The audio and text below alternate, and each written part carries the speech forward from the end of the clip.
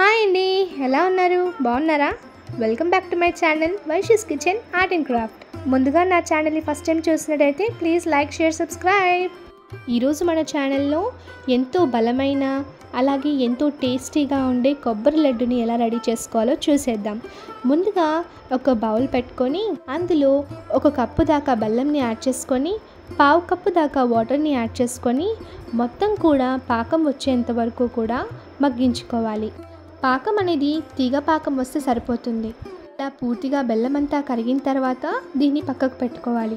ఇప్పుడు ఇక్కడ ఫ్రెష్గా కొబ్బరిని కట్ చేసి పెట్టుకున్నాను. ఇక్కడ నేను 1 కొబ్బరికాయని తీసుకొని చేస్తున్నాను. సో ఇప్పుడు వీటన్నిటిని కూడా మిక్సీలో వేసేసి ఫైన్గా గ్రైండ్ చేసుకోవాలి చూపిస్తున్న విధంగా. ఇప్పుడు ఇంట్లోనే తయారు చేసుకున్న స్వచ్ఛమైన నెయ్యిని యాడ్ చేసుకోవాలి.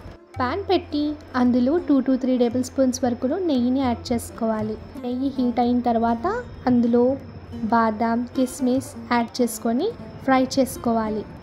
ఇలా మొత్తం కూడా గోల్డెన్ బ్రౌన్ వచ్చేంత వరకు ఫ్రై చేసుకోవాలి.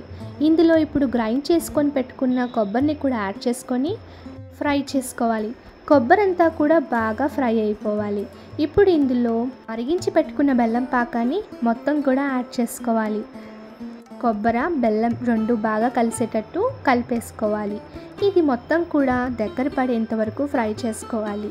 ఇందులో 1/2 టేబుల్ స్పూన్ ఇలాచీ పౌడర్ని కూడా యాడ్ చేసుకోవాలి. ఇక్కడ ఆ క్లిప్ మిస్ అయిందండి.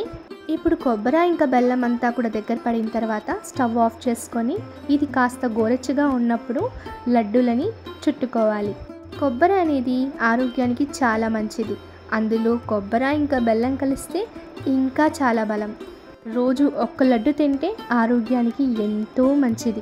సో మీరు కూడా ఇలాగే కొబ్బరి లడ్డులను చేసుకొని టేస్టీగా హెల్తీగా ఉండే కొబ్బరి లడ్డులని ఎంజాయ్ చేయండి. వీడియో నచ్చిందని అనుకుంటున్నాను. నచ్చితే ప్లీజ్ లైక్, షేర్, సబ్స్క్రైబ్. అలాగే పక్కనే ఉన్న బెల్ ఐకాన్ని ప్రెస్ చేయండి. నా నోటిఫికేషన్స్ అన్నీ మీకు వచ్చేస్తాయి. మరొక అమేజింగ్ వీడియోతో మీ ముందుంటాను. మీ వైష్ణవి. Thanks for watching.